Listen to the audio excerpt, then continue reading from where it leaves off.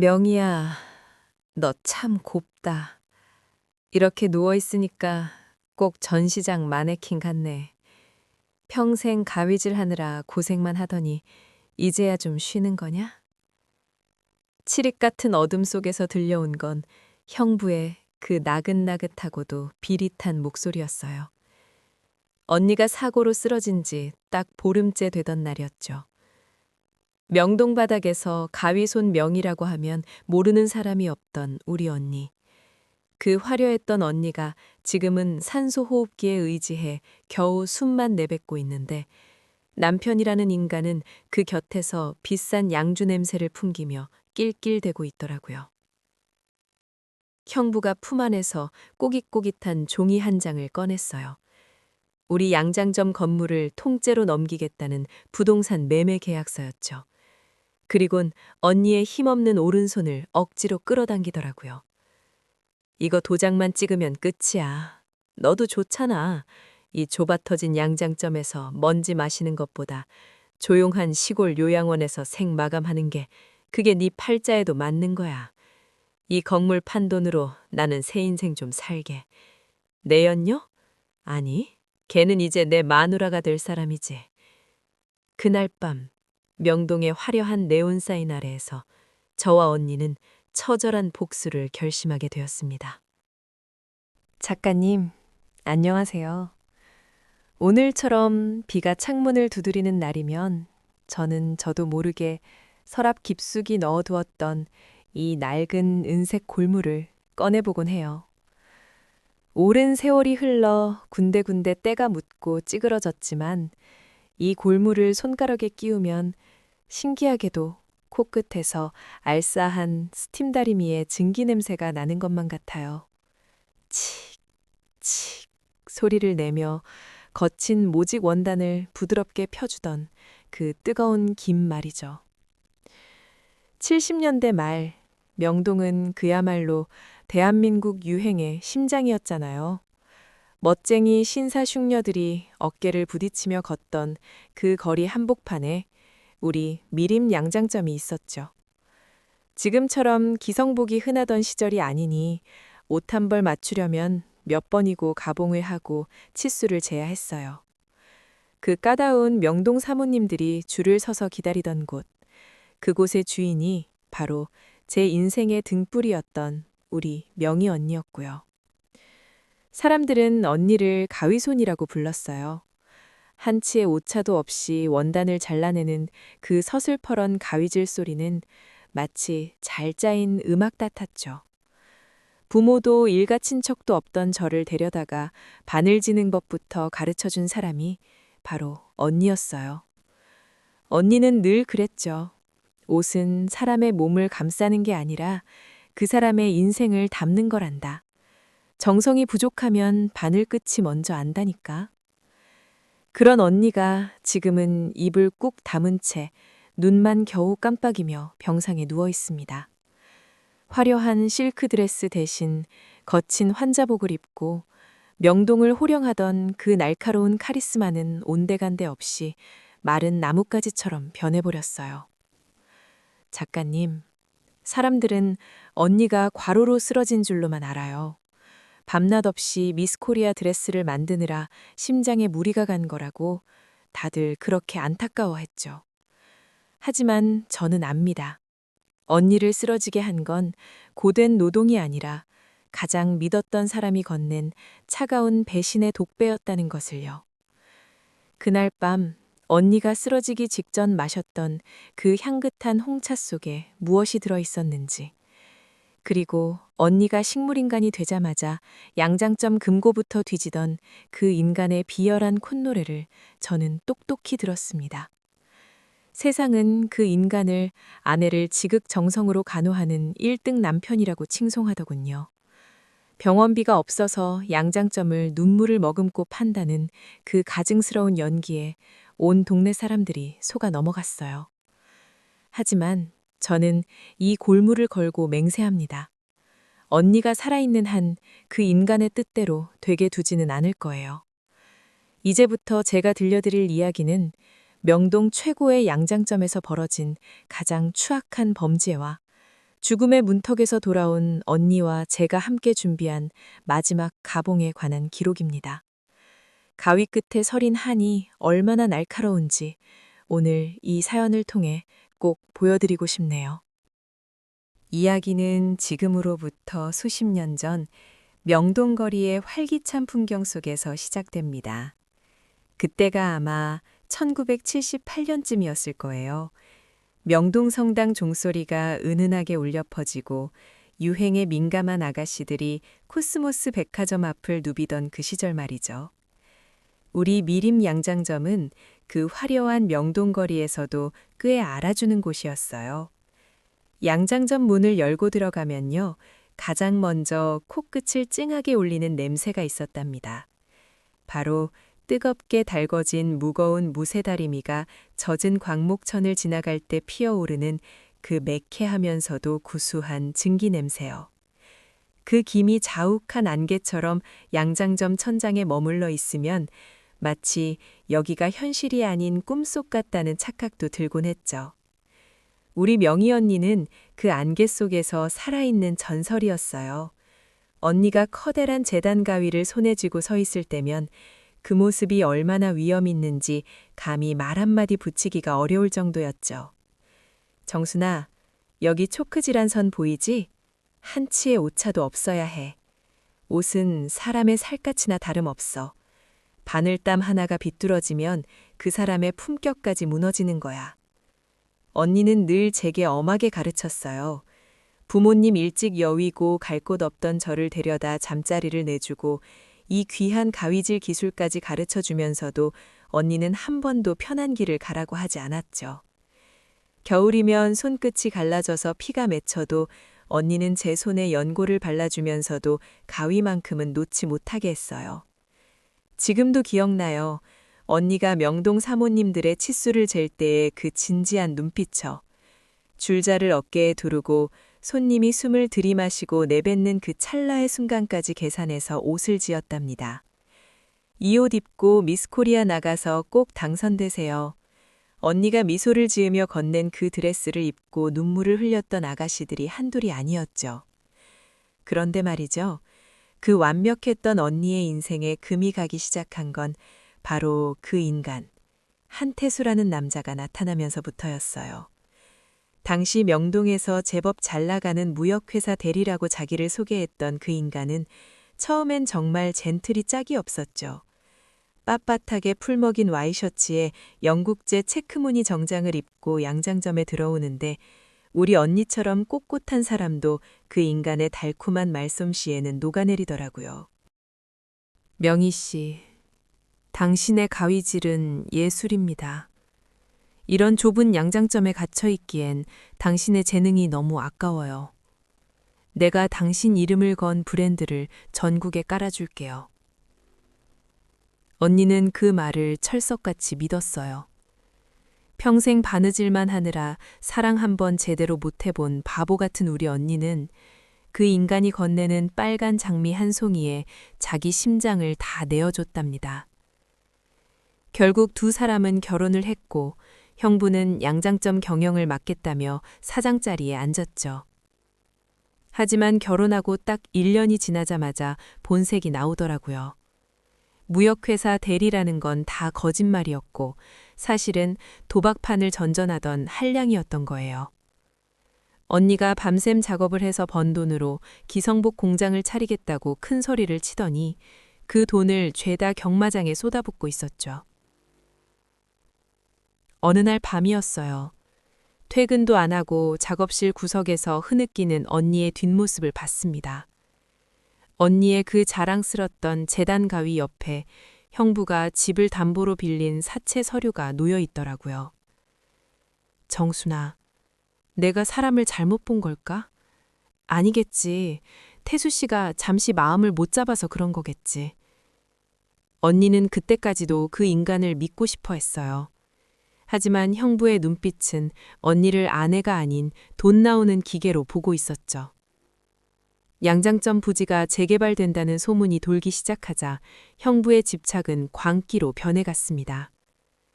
언니가 쓰러지던 그날 밤, 멍동거리에는 차가운 진눈깨비가 흩날리고 있었고 양장점 안에서는 언니가 마지막으로 만들던 웨딩드레스 위에 붉은 홍차가 쏟아져 있었어요. 언니는 그 드레스를 움켜쥔 채 싸늘하게 식어가고 있었고요. 그게 사고였을까요? 아니요. 저는 봤습니다. 언니가 마시던 찻장을 재빨리 닦아내던 형부의 그 떨리는 손끝을요. 언니가 쓰러지고 나서 명동의 공기는 단숨에 차갑게 식어버렸어요. 병명은 급성 심정지에 의한 뇌 손상. 의사 선생님은 언니가 언제 깨어날지, 아니 평생 이대로 눈을 감고 있을지도 모른다고 하더군요. 그 말을 듣는 순간 제 하늘이 무너져 내렸습니다. 명동 바닥을 호령하던 그 당당한 가위손 명의가 하얀 시트 위에 미동도 없이 누워있는 마네킹이 되어버려다니요. 하지만 더 기가 막힌 건 언니의 숨소리가 채 잦아들기도 전에 시작된 형부의 가증스러운 연기였습니다. 병원 복도에서 만나는 사람마다 붙잡고 내 아내가 나 때문에 고생만 하다가 이렇게 됐다며 대성통곡을 하는데 제 눈엔 그 눈물이 악어의 눈물보다 더 역겨웠어요. 장례식장이라도 미리 알아보는 건지 형부는 언니 곁을 지키기보다 복도 끝에서 누군가와 은밀하게 통화하는 시간이 더 많아졌죠. 그 사이 우리 인생이나 다름없던 미림 양장점은 폐허가 되어가고 있었어요. 언니가 정성으로 가꾸던 그 귀한 실크 원단들 위에는 뽀얗게 먼지가 내려앉았고 가봉을 기다리던 사모님들의 옷감들은 형부가 도박빚 대신 넘겨버린 건지 하나둘 사라지기 시작했죠. 양장점 안쪽 작업실에서는 언니의 스팀 다리미 냄새 대신 형부가 몰래 들여온 담배 연기와 술 냄새만 진동했습니다. 정순아, 너도 이제 그만 네 갈 길 찾아라. 명의는 이제 끝났어. 내가 조만간 이 건물 정리하고 요양원으로 보낼 거니까 너도 밀린 월급 챙겨서 나가. 형부의 그 차가운 말 한마디에 제 가슴이 찢어지는 것 같았어요. 월급이라뇨. 저에게 이 양장점은 월급 받는 직장이 아니라 언니와 제가 피땀으로 세운 성전이었는데 말이죠. 형부는 이미 제정신이 아니었습니다. 어디서 그런 여자들을 데려오는지 언니가 쓰러진 지 한 달도 안 되어 명동 한복판에서 웬 낯선 여자와 팔짱을 끼고 다니는 모습이 제 눈에 포착됐어요. 그 여자는 언니가 아끼던 진주 먹거리를 목에 걸고 양장점 안을 휘젓고 다니며 여기 헐어버리고 기성복 매장으로 바꾸면 대박나겠다며 낄낄대더라고요. 저는 매일 밤 언니의 병실을 찾아가 그 굳어버린 손바닥에 제 얼굴을 묻고 빌었습니다. 언니, 제발 문 좀 떠봐. 저 인간이 언니가 평생 지켜온 이 자리를 다 망치고 있어. 언니의 그 보물 같은 가위를 고물상에 팔아치우려 한다고. 그러던 어느 비 오는 목요일 밤이었어요. 형부가 거나하게 취해 병실로 들어오더니 간호사가 나간 걸 확인하고는 언니의 귀에 대고 속삭이더군요. 그때 저는 병실 커튼 뒤에서 언니의 환자복을 갈아입히려고 준비하다가 얼어붙고 말았습니다. 명희야, 너 참 지독하다. 그 약을 먹고도 어떻게 이렇게 질기게 숨을 붙이고 있냐? 네가 죽어야 상속 절차가 깔끔한데 말이야. 부동산 업자가 내일까지만 기다려준단다. 네 그 고집스러운 손가락 이제 그만 펴고 이 계약서에 지장 좀 찍자. 응? 어차피 넌 이제 사람도 아니고 마네킹이잖아. 그 소리를 듣는 순간 제 심장이 멈추는 줄 알았습니다. 사고가 아니었던 거예요. 형부는 처음부터 언니의 재산을 노리고 치밀하게 계획을 세웠던 겁니다. 분노로 온몸이 파르르 떨려 비명을 지르려던 찰나 저는 믿을 수 없는 광경을 목격했습니다. 형부가 억지로 언니의 엄지손가락을 인주에 문지르려던 그때 언니의 감긴 눈꺼풀 아래로 뜨거운 눈물 한 줄기가 주르륵 흘러내리는 걸요. 식물인간이라던 우리 언니가 그 악마 같은 소리를 다 듣고 울고 있었던 거예요. 그 눈물을 본 순간 제 가슴 속에서 타오르던 슬픔은 시퍼런 칼날 같은 복수심으로 변했습니다. 언니, 들려? 내가 언니 곁에 있어. 저 인간이 언니 손가락 하나 못 건드리게 내가 지킬 거야. 그리고 언니가 흘린 이 눈물, 저 인간이 피눈물로 되돌려주게 만들게. 저는 그날 밤 커튼 뒤에서 숨을 죽인 채 언니와 눈을 맞췄습니다. 언니의 눈꺼풀이 아주 희미하게, 하지만 분명하게 규칙적으로 떨리고 있었어. 바늘귀를 꿰을 때처럼 섬세하고 날카로운 우리 자매의 목숨을 건 반격이 시작되는 신호탄이었습니다. 형부는 결국 일을 저지르기로 마음먹은 모양이더라고요. 오늘 밤이야. 오늘 밤에 지장만 찍으면 내일부터 우린 명동 건물의 주인이 아니라 강남 요지의 땅 주인이 되는 거야. 작업실 안쪽에서 들려오는 형부의 그 들뜬 목소리. 저는 그 소리를 들으며 작업실 구석에 놓인 재단 가위를 손에 꼭 쥐었습니다. 차갑고 묵직한 가위의 감촉이 제 손바닥을 파고들었지만 제 심장은 그보다 더 차갑게 식어 있었죠. 형부는 아무것도 모른 채 언니를 병원에서 몰래 빼돌려 양장점 안쪽 방으로 옮겨다 놓았어요. 병원에서 지장을 찍다가는 간호사들에게 들킬까봐 아내의 마지막 소원이 자기가 평생 일했던 양장점을 한 번 더 보고 싶어 한다는 가증스러운 거짓말을 늘어놓으면서 말이죠. 병원 사람들은 그 연기에 속아 눈물을 훔치며 언니를 보내줬고 형부는 쾌재를 부르며 언니와 저를 이 차가운 먼지 구덩이로 끌고 왔습니다. 자, 여기 지장 찍을 준비 됐지? 명희야, 마지막으로 네가 이 건물에 공헌 좀 해야겠다. 형부가 인주를 꺼내 언니의 손가락을 억지로 잡아당겼어요. 그때였어요. 갑자기 양장점 안의 모든 전등이 지직거리며 깜빡이기 시작했습니다. 낡은 건물 특유의 습기 때문이었는지 아니면 정말로 억울하게 죽어가는 언니의 혼이라도 노한 것이었는지 번쩍 하는 번개와 함께 작업실 창문이 덜컹거렸고 형부의 얼굴에는 순간적으로 당혹감이 스쳐 지나갔습니다. 정순아! 너 거기서 뭐해? 불 안 켜고? 형부가 어둠 속에 서 있는 저를 향해 소리를 질렀어요. 저는 대답 대신 천천히, 아주 천천히 언니가 누워있는 침대 옆으로 다가갔습니다. 제 손에는 언니가 쓰러지던 날 만들고 있었던 붉은 홍차가 얼룩진 그 웨딩드레스가 들려 있었죠. 형부, 언니가 그러는데 이 옷은 꼭 자기가 입고 가고 싶대요. 자기가 죽기 전에 마지막으로 가봉한 옷이니까요. 제 목소리가 제 귀에도 생경할 정도로 낮고 서늘하게 울려 퍼졌습니다. 형부는 무슨 헛소리야. 당장 저리 비켜! 라며 저를 밀치려 했지만 저는 물러서지 않았어요. 형부, 언니가 정말 아무것도 모를 것 같아요? 언니가 그날 마신 홍차에 형부가 뭘 넣었는지 언니가 지금 다 말하고 있는데 안 들려요? 형부의 눈동자가 심하게 흔들리기 시작했습니다. 너 그게 무슨... 명희는 식물인간이야. 아무것도 못 듣고 못 본다고. 그때였어요. 침대 위에 시체처럼 누워있던 언니의 손가락이 인주를 묻히려던 형부의 손목을 낚아채듯 꽉 움켜쥐었습니다. 아! 형부가 비명을 지르며 나자빠졌습니다. 믿을 수 없는 광경이었죠.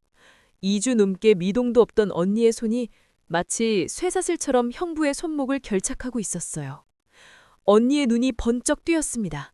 그건 식물인간의 눈이 아니었어요.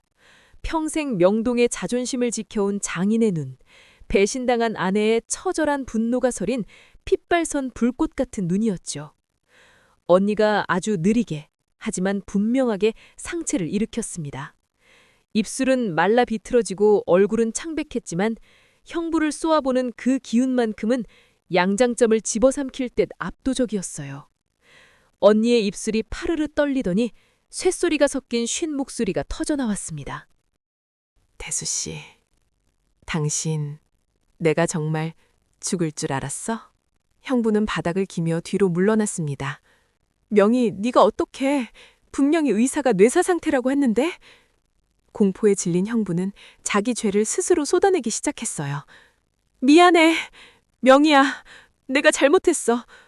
도박빚이 너무 많아서 부동산 업자가 당신만 없으면 이 건물이 내 거가 된다고 해서 그래서 내가 딱 한 번만 나쁜 마음 먹은 거야. 제발 살려줘. 형부의 그 비겁한 자백이 텅 빈 양장점 안에 울려 퍼졌습니다. 그리고 그 순간 밖에서 기다리고 있던 경찰들이 들이닥쳤습니다. 제가 미리 설치해둔 녹음기 속에는 형부의 추악한 자백이 고스란히 담겨 있었죠. 형부, 언니는 식물인간이 아니었어요. 언니는 형부가 매일 밤 귓가에 속삭이던 그 살인 계획을 단 한마디도 빠짐없이 가슴에 새기고 있었단 말이에요. 언니는 형부의 손목을 놓아주며 다시 침대로 쓰러지듯 누웠습니다. 그 짧은 순간의 기적을 위해 언니가 얼마나 피눈물 나는 의지로 버텼을지 생각하니 제 가슴이 찢어지는 것 같았어요. 수갑이 채워져 끌려나가는 형부의 뒷모습을 보며 저는 언니의 차가운 손을 잡고 꺽꺽 울음을 터뜨렸습니다. 명동의 화려한 네온 사인은 여전히 창밖에서 번쩍이고 있었지만 그 밤 우리 언니의 고독하고 기다렸던 마지막 가봉은 그렇게 피 맺힌 승리로 끝이 났습니다. 그렇게 폭풍우가 몰아치던 밤이 지나고 어느덧 1년이라는 시간이 흘렀네요. 그날 이후 명동 바닥은 한동안 우리 양장점 이야기로 떠들썩했어요. 아내를 죽이려던 파렴치한 남편의 몰락과 죽음의 문턱에서 돌아온 가위손 명의 사장의 이야기는 사람들의 입에서 입으로 전해지며 인과응보가 무엇인지 똑똑히 보여주었죠. 형부라는 인간은 결국 살인 미수와 사문서 위조 혐의로 철창 신세를 지게 됐어요. 재판장에서까지 내 도박빛은 어떡하냐며 울부짖던 그 추악한 모습. 언니는 그 인간을 쳐다보지도 않았습니다. 이미 언니의 마음속에서 그 인간은 먼지보다 못한 존재가 되어버렸으니까요. 함께 공모했던 부동산 업자와 내연녀 역시 법의 심판을 피하지 못했고 언니가 평생 피땀 흘려 지킨 이 양장점 건물은 온전히 우리 자매의 품으로 돌아왔습니다. 작가님, 제가 이 사연을 보낸 이유는 하나예요. 세상이 아무리 험하고 믿을 사람 하나 없다고 해도 진심으로 서로를 아끼는 마음만 있다면 죽음의 문턱에서도 돌아올 수 있다는 걸 알려드리고 싶었거든요. 돈보다 귀한 건 사람이고 화려한 옷보다 귀한 건 그 옷을 입는 사람의 따뜻한 체온이 하는 걸요. 끝까지 제 긴 이야기를 들어주신 작가님과 청취자분들 정말 고맙습니다. 모두 오늘 하루 곁에 있는 소중한 사람의 손을 한 번 더 꼭 잡아주세요. 그 온기가 누군가에겐 살아갈 유일한 이유가 될지도 모르니까요. 여러분의 구독과 좋아요는 저를 춤추게 합니다. 구독, 좋아요, 감사합니다.